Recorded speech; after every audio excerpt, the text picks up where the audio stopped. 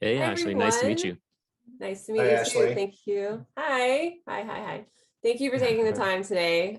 We watched the screeners this morning and my kids were cracking up. So Well, excited great. about the show. That's the That's what we demo want I to hear. want to hit. So this question is for all of you. What made you want to work on this project? I would rather listen to Amy than me, Yeah. so let's let Amy talk first. This is like a dream job for any voiceover actor or actor, period. I had seen the movies and they're incredibly well made and delightful. And I knew the creative team on this was extraordinary, Emmy nominated, super great writers.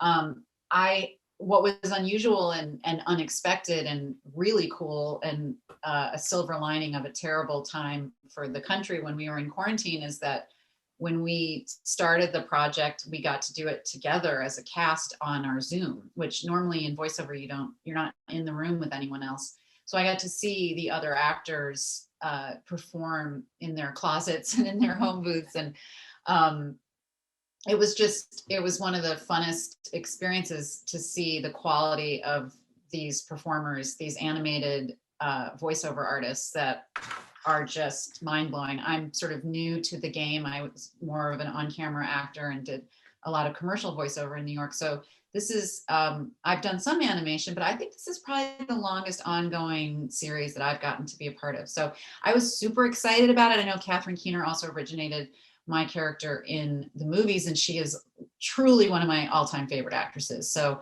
to come anywhere near her, footprint was really exciting for me. You go next, Todd. All right. Well, yeah, that's an easy one for me. I have a background in animation, mostly from directing.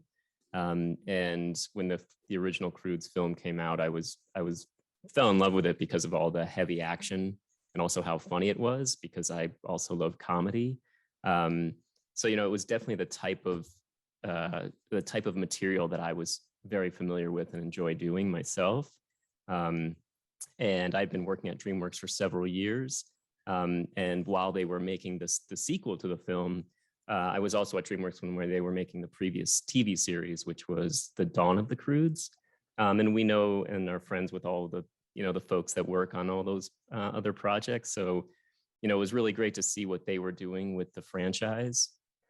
So when the opportunity came along to do this show, it was sort of a very big yes, please for me. So I was very grateful to get the opportunity, and of course, immediately wanted to do it. So. I too, Todd and I actually worked together on the Epic Tales of Captain Underpants at DreamWorks for 3 years prior to this. I've been working at DreamWorks on DreamWorks shows since 2016, which is a long run for a writer. And they're so great. I've always loved them as a company, and it's been such a wonderful experience because they really are supportive of the people making the shows, the artists and the creative types that are working on the shows. So I was working on Captain Underpants, and then I had moved on to a show called Go Dog Go, and then I got a call from Peter Gal, who is one of the head people at DreamWorks Animation. I don't remember. He's the chief creative officer, and he said, "We're going to make a new Croods show. Would you be interested in working on it?" I was a fan of the movie. The movie's beautiful, and the first movie is kind of like an action movie with comedy in it, and then they let us see like a very early cut of the second movie, which is more of a comedy with action in it, although it's kind of the same thing. They hit all the bases, but it's such a great property, and already where the movie was when we got to see it, where it was still animatics and drawings, it was really funny. So obviously it was a no-brainer opportunity also to work with Todd, and then we were very excited when we heard that Amy would be willing to work on our our little show, and she's just wonderful and hilarious. And I look forward to every record with her. Amy, you mentioned you recorded on Zoom with the rest of the cast and how fun that was. Are there any fun behind the scenes or antics you want to share? Were you guys able to ad lib and kind of play off of each other? Anything without spoiling I don't know. anything? One thing I remember though is like the funniest parts would be like somebody's lawnmower, like somebody's got the lawnmower guy in the garden and we're all like waiting, chatting while we wait till, there was always like, lots of technical difficulties and everybody always kept a really good sense of humor. You got to look at like, somebody had like a lot of hats. I can't remember which one of the actors, like I could record in my closet. So you get to really see what I got, going, I mean, sweaters and clothes make great sound, containers. And then there was all the like screw ups too. Like I think I didn't record half of an entire episode because it was really challenging to be your own engineer, editor and act and label them. And we were all kind of finding our way through that together. And it was a kind of, really fun. I was also just like, some of the people do, I wouldn't say they're like voice doubles, but they're so in the quality of the original performance that it was, and I knew them as voice people not doing that voice like Kiff or people who just, I'm just so, I know I sound like, but it truly is stunning that the quality of acting that these really good animated actors have, which I don't consider myself one of them. I mean, I love doing this, but I don't have like 1,000 voices to give you. And to see someone talk in their normal voice and then become, Bran or Thunk, or, I mean, it was really fun. And they're really extraordinarily gifted artists. So it was a real pleasure and we got to actually respond to each other, but we have this incredible director, Serena, who can do everybody's voices and is so unbelievably talented. So once we moved back into kind of the normal structure where you just have one person reading off of you, I didn't really lose much because she's so talented. But it was just fun because we don't normally record together. You go into a booth one at a time and you could do an entire animated series and never meet anyone that you worked with. So It was just nice to make that connection and have those people in my mind as we continue to move forward through the season. Yeah. In the early days, we would have a few times where Amy would have to go ask her gardeners to come back later, that sort of thing. When you're recording at your home. It was scary. Like, that's my dog. Nobody could have the air on in their closet, so we would have to stop because people's computers would overheat. I mean, if you can imagine the trouble you have with Wi-Fi with like your family in the house and somebody's on a computer, somebody's on Xbox. We're trying to do that with like 5 or 6 people and you're only moving as fast as the slowest Wi-Fi usually. So it's a fun challenge to try and figure out.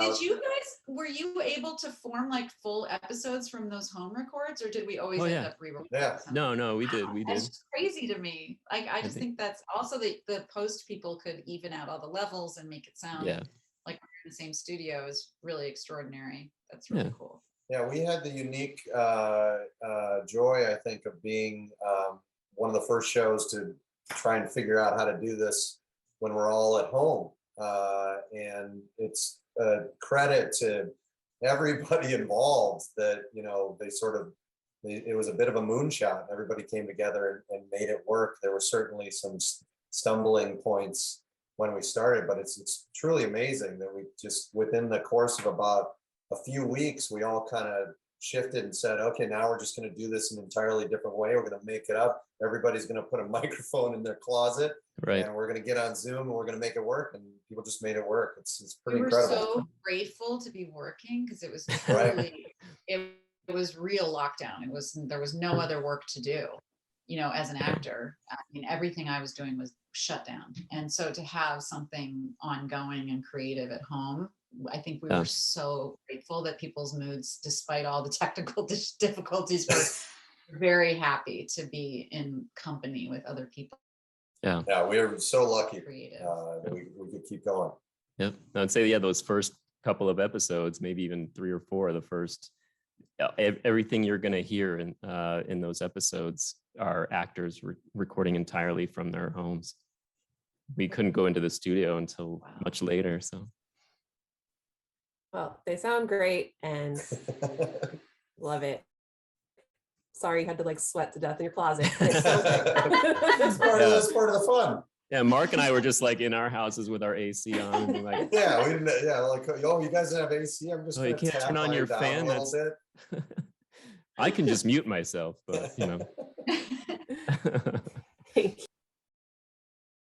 She's at the airport. Jenna. Hi, Jenna.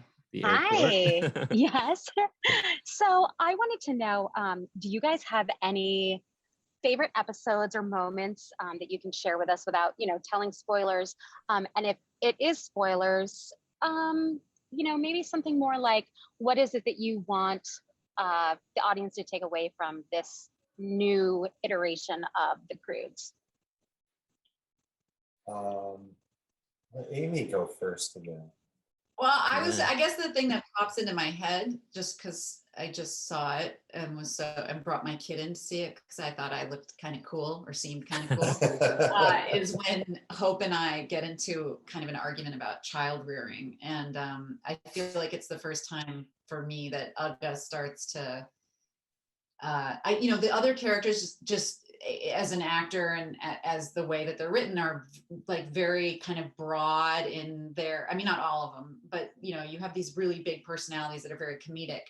And the moms tend to be in a lot of projects I do not as, entertaining as everybody else in the family. And what's so cool about the Croods is Hope for sure is like one of the funniest characters I've ever seen. And Amy Rossoff, who plays her in the show, is extraordinary. But I felt like I started as an actor to find my footing, and the writing let me get a little more, I don't know if wild's the word, but like there was more sort of comedic elements to her that I could play with. So that was really fun. And the other thing is the physicality of these shows, and that episode is one where, I'm just like, there's a lot of punching and jumping and running, and it's very rare that a voiceover job feels like a workout, but this one does. I literally don't wear I wear really comfortable clothes and usually take off my shoes. So I was watching that last night and remembering just how much fun I had doing that episode. I think it's 5, maybe. I'm not episode 5. Yeah. I don't know if that's a spoiler or not. I don't know. Yeah. You should watch all of them.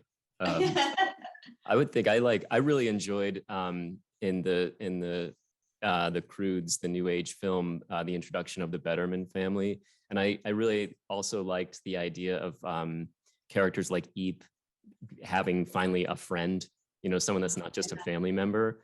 So one episode in that I really enjoy in this season is an episode where Eep and Dawn get to spend the day together, and really, we see their friendship and their adventures, which are, I mean, again, I don't want to spoil it, but because I don't want to say anything because you got to watch it. It's going to be really fun. But wait till you see the adventures they go on, and the beast thing. No spoiler, but the beast thing is one of my favorite moments. Which one? When she gets bitten by the bee and her hand flows. Yeah, in the film, and she's almost sort of kind of out of it a little bit. The venom gets to her. But and of course we have Kelly reprising the role, which was wonderful as well. So she created that character in the film, so she knew what to do when we created more stories for her, as well as the that sort of friendship between Eep and Dawn. And that's also, I want to say, one of the greatest turns in a movie, when you think she's going to be jealous of her. Yeah. She's like, a girl. And then she goes, I have a girlfriend. And as a woman, I thought that was one of the best things I've seen for young girls to see in film. Yeah. It was so cool. It was like, no, she's happy. She's got a friend. She's not threatened. Exactly. Yeah, I think I can do it without spoilers. It's also, Todd mentioned this. There's an episode, it's called What Goes Eep Must Come Dawn, where we get to see the Eep help Dawn out with a problem, and we get to explore their friendship a little more, and the different roles that they play and how each sort of helps Dawn come along and address a problem. Put that as vaguely as I can. But I do love obviously the funny, parts are great, but it's amazing to me like how much I love the little the emotional moments that we found in this show, where you find out something you didn't know about a character, or you see two characters come together and share something or get closer in their friendship. Those moments are really satisfying. So there's a lot of them. Yeah. So I was curious. So Mark and Todd, I know you both have a lot of experience in different departments throughout your careers, writing, animation, directing, and obviously producing. You often wear multiple hats when you're doing those projects. For the Croods family tree, did you lend any of those other skills to this project, or do you on an ongoing basis? And then do your actors get to add anything? Like, does Amy get to do a lot of ad lib or anything like that when you guys are producing? They won't let me do anything. They're like, Do that again, but with the words that are in the page. Yeah, no. No. Yeah, I'll let you go first though. Yeah, I think absolutely. I think it's every new project you work on, you learn from the previous experience, and also your coworkers and the other people that you garner knowledge from as you do different shows. But at the end of the day, it's kind of similar in terms of how these things are made. Starting with the writing and then going into the acting and the voice recording and the storyboarding. The process is often similar. Sometimes people do things a little bit differently, but yeah, you can definitely utilize the skills that you have acquired from other shows. And then the nice thing is that you can also figure out which things kind of didn't work. So yeah, you get to a point where, I think we're really proud of not only the show, but also how well we've been able to do it under sort of strange circumstances, with all of that, with Amy and all the other actors and all of our partner studios and everything. So I think for sure you kind of put all of your past knowledge into what you're doing currently. Yeah, my background is writing. I've always had a hand in certain aspects of production, but when you're writing, usually you write and then you are in on the records and you'll comment on storyboards and stuff like that. But it differs from show to show. This show, because Todd and I are sort of in charge, we're on board from like the idea right up until we send it off and say we're done with that one. And it's been a great learning process, as well as like just fun to learn every aspect of animation production as we're moving along. I mean, we both worked on all the pieces, but doing it all together right down the line is at least for me is new on this show, but it's been great. Even the music, remember when we were writing, doing the theme song, like, yeah. So yeah, like from beginning to end.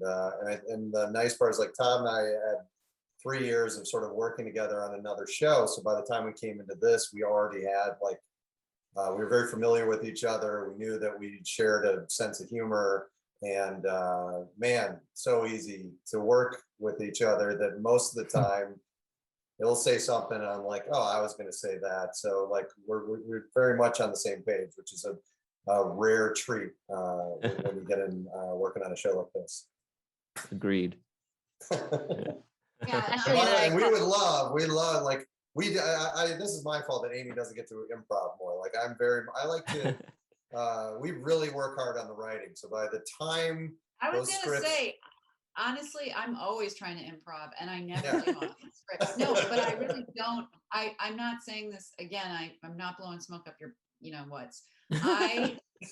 I'm always trying to add. I literally, and I say this to you guys every week, these scripts are so good. I don't feel the need to try to be funny. They're really funny. They're really smart. I mean, there's always a time, there's a thing in voiceover called Walla Walla, which is like when everyone's just like wah wah wah saying whatever. That's when like we'll play a little bit and come up with whatever, or like flying through the sky, or how you want to say it. But in terms of like the dialogue between the characters, it's so well written that I'm not pitching. And I do pitch a lot if I think that I could pump it up. And I you're good at it. never pitch. Yes. I don't think I pitch very much, if I'm correct. I just don't think of it. So You that's choose cool. your spots. Oh. Yeah. We've definitely used some off book stuff Yeah, for sure. For sure. We're Yeah, always okay, like, good. oh. Well, I'm glad I'm adding something. And there's Yeah. certainly like never shutting you down, which is lovely. I've never felt like, No, stick to the you script. make us look good. Like that's Yeah. I'm always like, if you could come up with a joke that's better than this, I'll gladly take credit. For it. That's right. Teamwork is the dream work. That's right. Absolutely. Yeah.